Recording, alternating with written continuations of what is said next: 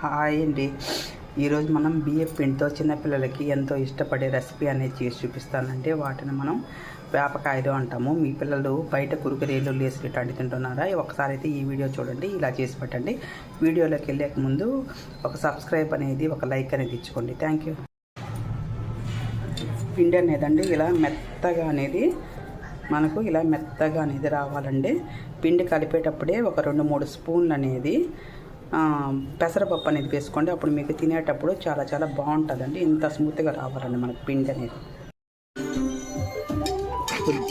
కొద్దిగా పిండి తీసుకోండి, దాన్ని ఇలా రౌండ్ అప్ చేసుకోండి.